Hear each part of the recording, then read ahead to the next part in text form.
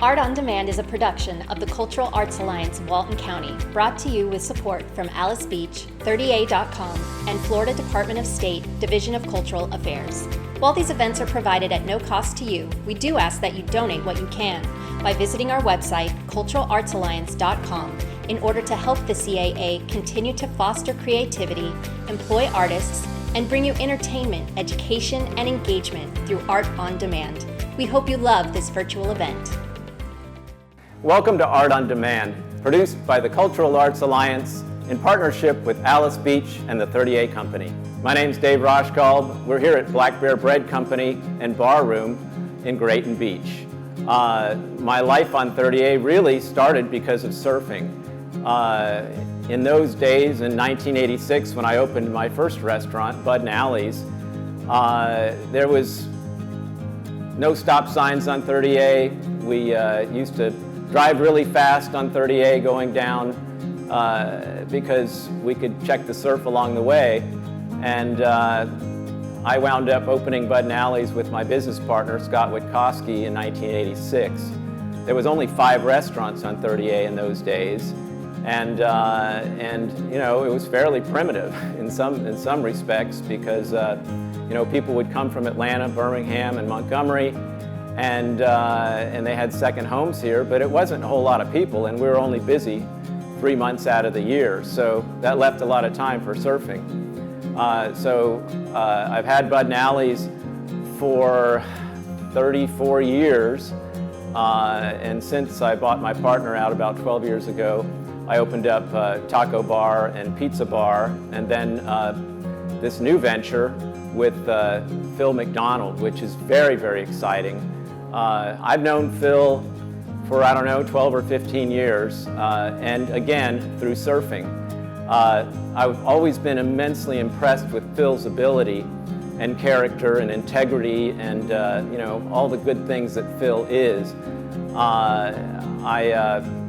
He used to have a personal chef business, and I went to many events over those years where I saw him, you know, doing his craft, creating amazing food, and we became friends in the water, of course. You know, a lot of times I'd see him out in the water, and there was probably 2 or 3 times over those years where I would say, "Hey, Phil, you know, we should open a restaurant sometime."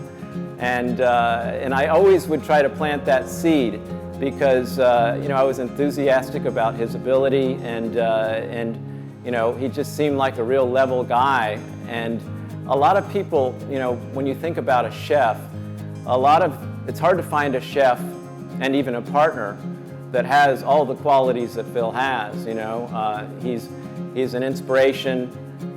He's very talented, amazing talent as a chef, but also he's a great teacher, and he understands the administrative elements of business as well. So Phil, before we opened Black Bear, was working in New York, and I wanted to try to see if I could attract him to come down here to open a restaurant. That opportunity did not present itself, and so instead he started working with me at Pizza Bar there. And for 3 or 4 years, you know, he was there, and we kept talking about, you know, doing something. And finally, you know, I had this catering building in Grayton Beach, and one of the things that hadn't really been done here yet was a really great bakery. And Phil started experimenting with sourdough breads in the Pizza Bar oven. And so we had some more discussions, and that sort of, you know, grew into the Black Bear idea. Because I had this building, we were going to do it in the building behind us. But, you know, I often say that the planets kind of aligned in bringing this whole business together. And ironically, we actually opened Black Bear on the day of the eclipse 3 years ago, which was kind of neat. When Phil started doing the bread, you know, we decided to try it out and see if there was a real market for it, and we started doing it at the farmers market. And people were flipping out over the bread and the baked goods that we were doing. So this one building became available in Grayton Beach, and it seemed like a normal thing to, or a good thing, to have that building right behind the bakery. And fortunately, as Black Bear opened, we had the opportunity to actually buy both of these buildings, and that was how, you know, Barroom was born. So, so at this point, I'd like to introduce Phil McDonald, because he's a great person, a great friend, and a great partner in this amazing endeavor that Black Bear has become. So Phil? Hi, my name is Philip McDonald. I am the executive chef and partner here at Black Bear Bread Company in Grayton Beach, Florida. We also have a location in Grand Boulevard as well in Miramar Beach. So as Dave mentioned, we opened this in 2017 with the hopes that we could bring a solid bread program to the community. We felt that we needed to produce naturally leavened bread so people could fall in love with bread again. Because bread had a nasty connotation with it, with gluten and things of that nature, and you know, a lot of health experts were saying stay away from bread, but this type of bread that we were on a mission to make is actually very good for your gut. It's a fermented food, and that was the basis for Black Bear. So we started making it in the oven. I did in the oven at Pizza Bar. Started with a culture, which all of our bread is made from a culture, which is a starter, a mother, if you will. So it's a fermentation. So we started making it in the ovens at Pizza Bar with the leftover embers, and the first 150 loaves were terrible. But we knew we were onto something. And Dave had this building here, kind of just sitting here, and I thought it would be great to maybe do a bakery concept. And so we did. We started the proceedings of that. We started actually at the farmer's market here locally, and to rave reviews. We just didn't quite have a name for our company yet, and so we milled over all these names, and just everything sounded just ridiculous. And a girl who was working with us at the time, one of our bakers, had said, "What about Black Bear?" And we were like, "What?" And she was like, "Oh yeah, the bears rummage this dumpster out here every night." And so what it is our starter, our mother, we throw away 80% of it that we don't use every day and feed it with new flour and water, right? So it's real yeasty and bready, it smells like beer. So the bears were going clear after that in the dumpster every night. And there was yeasted paw prints all over the parking lot every morning. So that's how I got the name Black Bear. It's very cute. So the unique thing about Black Bear's bread program here is that we do not use commercial yeast in our breads. Some of the pastries do have the commercial yeast, but our sourdough, our baguettes, and all of our different types of sourdough that we make here are all made from our starter / mother named Blob. I created this starter about almost 5 years ago. It'll be 5 years old in 2 weeks. But it is the backbone of this business. It is pretty much the reason Black Bear is here.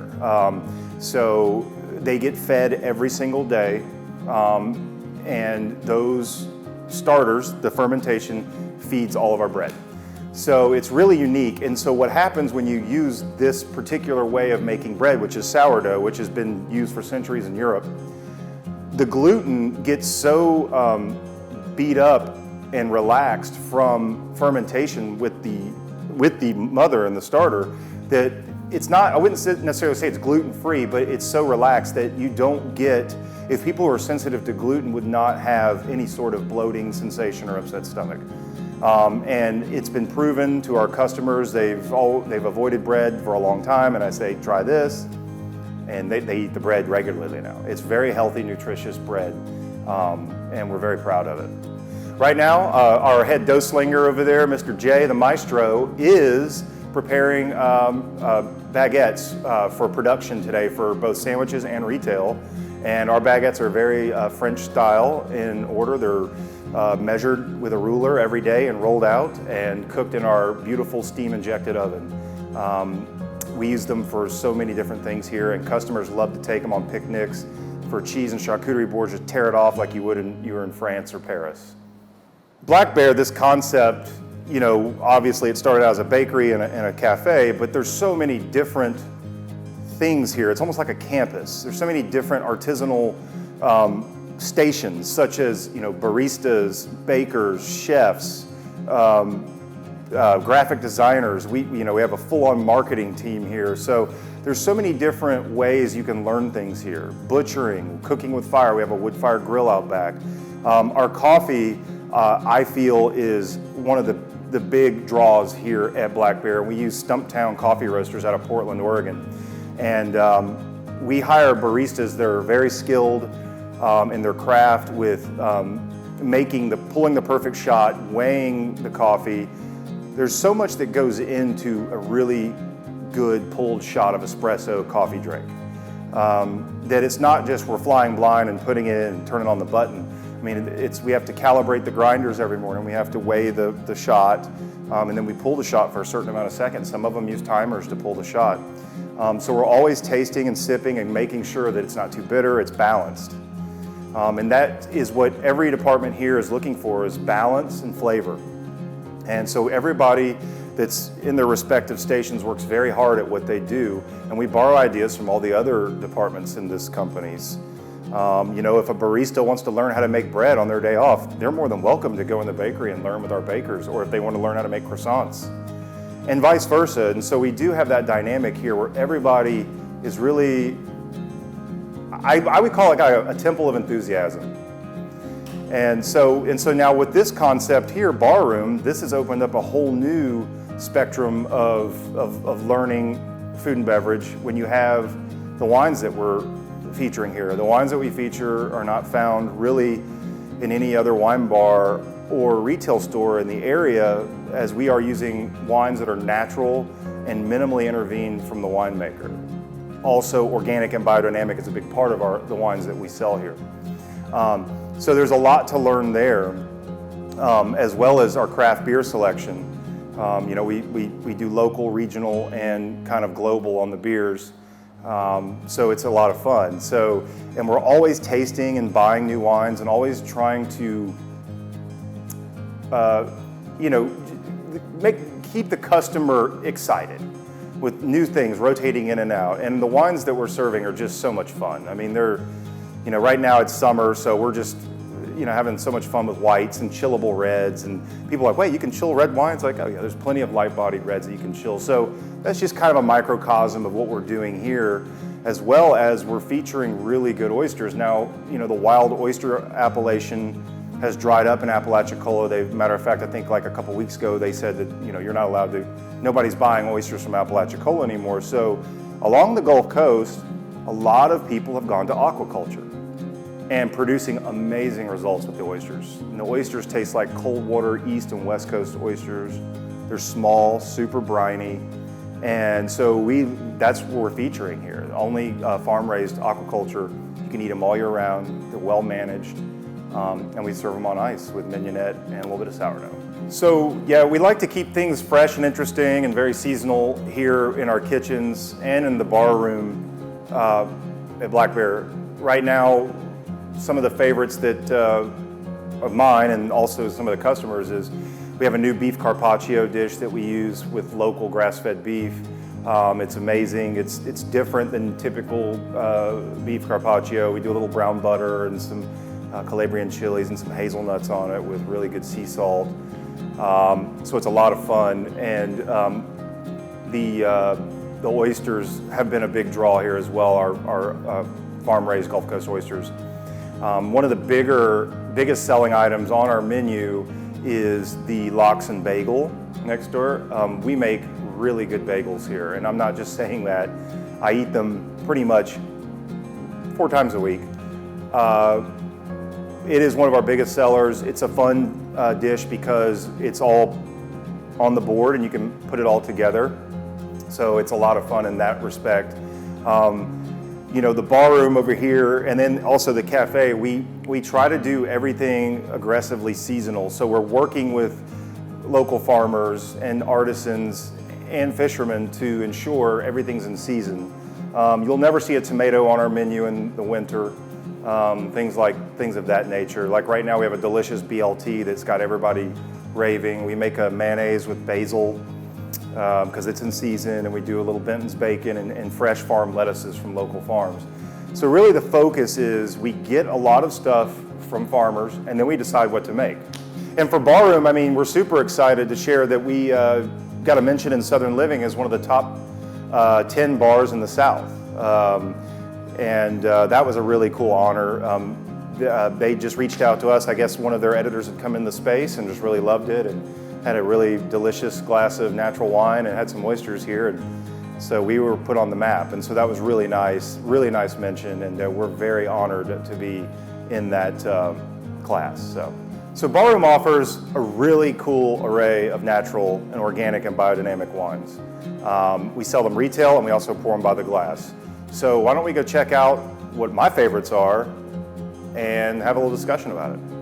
Here at Barroom, we have a really unique selection of wines. We don't have too vast of a selection because we like to keep everything tight, where everything's managed properly and rotated. And these are the wines we're loving right now, okay? These are all tasted by the staff. But I'm gonna pick out a few of my favorites that I like to indulge in, especially if I'm having oysters. There's a couple wines, no matter what, if I'm having oysters that I want. And the first one being champagne. And this is Le Clair Briand. This is a really wonderful champagne from France. It can only be called champagne if it's from the Champagne region of France. It cannot be called champagne. So just for everybody that doesn't quite understand why it's called champagne or Prosecco, and everybody thinks it's kind of the same, they're all very different. So champagne is my top go-to, followed by Sancerre. And we have a wonderful Sancerre here. This is 100% Sauvignon Blanc.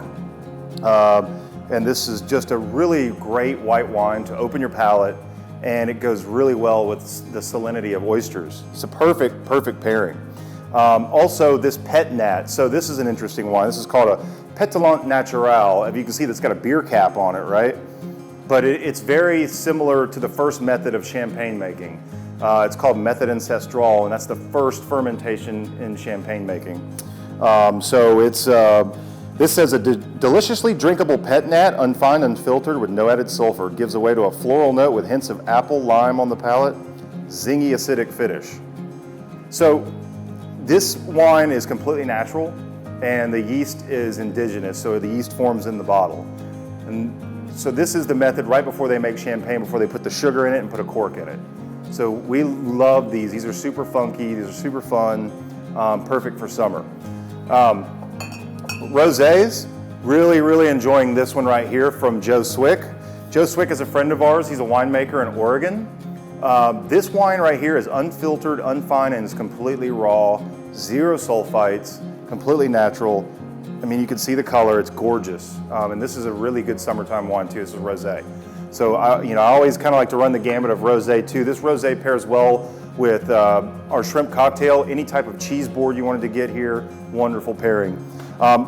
So since it is a little bit hot, we are in Florida, we like to do reds that are that we can chill here. This is a Pinot Noir. Look at the color on that. I mean, beautiful.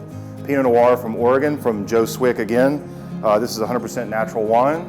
And then we love some of our deeper reds. Right now, I'm really enjoying this Cab Franc, super light bodied as well. This is another chillable red. This is wonderful, lots of fruit, very good acid. As you can see, it's a red wine in a clear bottle. When was the last time you saw that? Nobody ever sees that. So, very cool. Tempranillo for a little bolder red. Love this. And then down here we have some Cabernet Sauvignon. Really nice from Joe Swick again. Super good with our beef carpaccio. And we just got this guy in. This is glue. And in French, that's what they mean when a wine is really like, you can chug it. And this is a really chuggable chilled red as well. So it's Florida, so it's hot. We don't want to hit everybody over the head with super heavy, chewy wines. We're trying to do everything light and super fun, and just pairs well with all the different things that we have here to offer. So yeah. So this is one of our newest dishes here at Barroom and at Black Bear. It's very seasonal. Again, I was talking earlier about seasonality. So we're just going to take these regionally grown cucumbers and get them in a bowl. They're marinated in a pickling liquid that we make ourselves here. So we're going to put all this together. Okay, and then so I got my dish here. I'm going to add some fresh herbs. So I got some fresh parsley. I've got some fresh cut chives.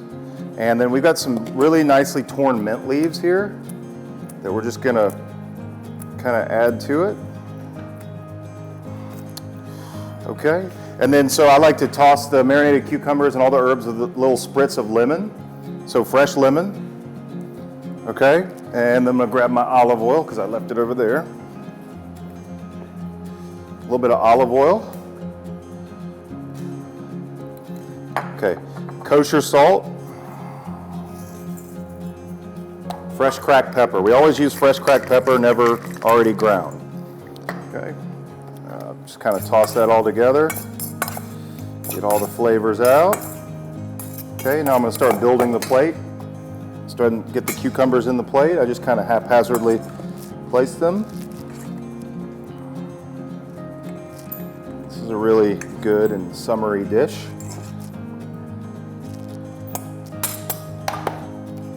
Take all these herbs that I had in here, place them around the dish. Okay.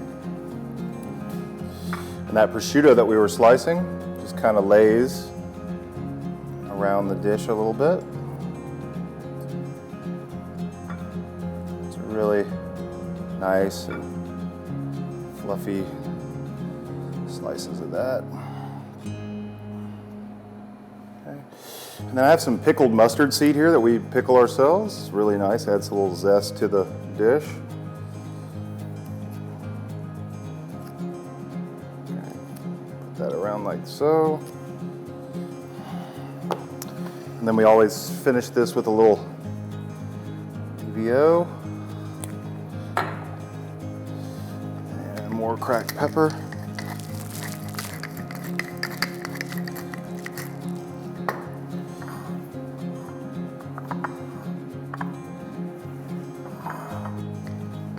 Prosciutto, cucumbers.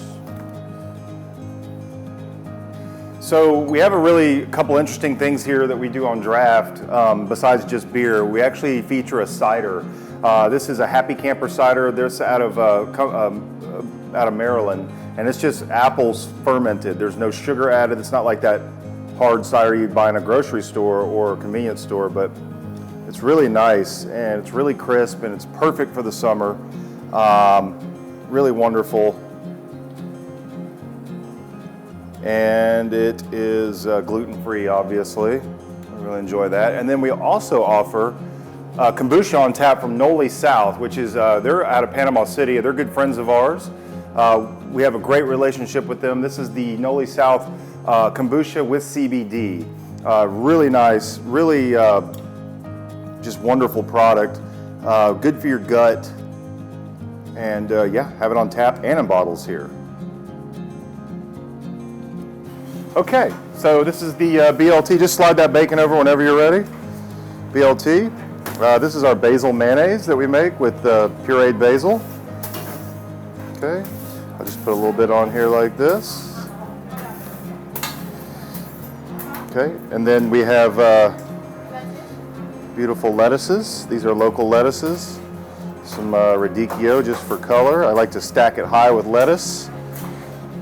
Good and high, so it's nice and delicious and virtuous and healthy and all that good stuff. Then I'm going to use these probably 3 or 4 tomato slices. Kind of see a little bit of that Jacobson sea salt and the pepper mill, please. About a little more basil mayonnaise over here, like so. Not too much. We don't want it to be too mayonnaisey. Okay. And then and 2 beautiful pieces of flat bacon. Okay. Set that like this. May I have a bowl, please? Thank you.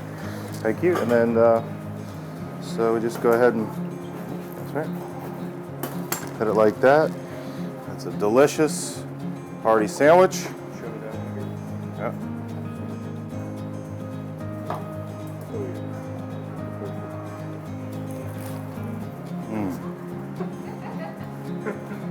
So thank you for having me show you around our Black Bear campus today. I hope you enjoyed it, and I hope you're inspired by what you saw.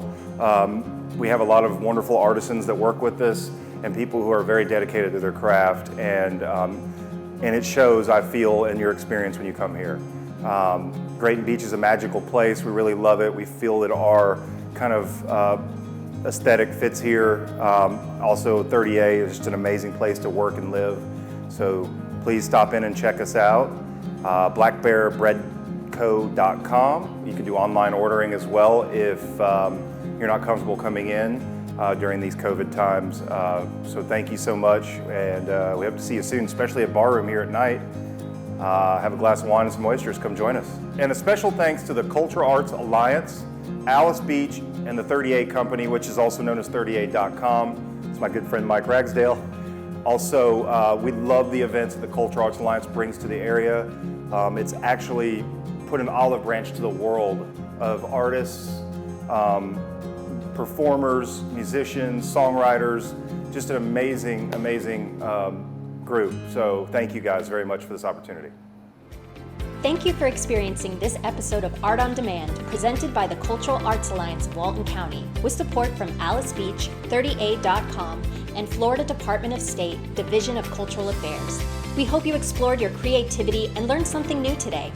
As the creative core of Walton County, the Cultural Arts Alliance of Walton County offers support, connection, and access opportunities for all forms of art, every variety of maker, all levels of learners, and especially art lovers. Through performance, funding, and educational programs, the 501c3 organization directly connects the people of Walton County with the broader view, the critical exploration, and the answers only the arts have the power to provide. If you loved this episode, please visit culturalartsalliance.com and click the donate button to give what you can to help the CAA continue to bring you art on demand. And stay tuned for our next virtual event coming soon.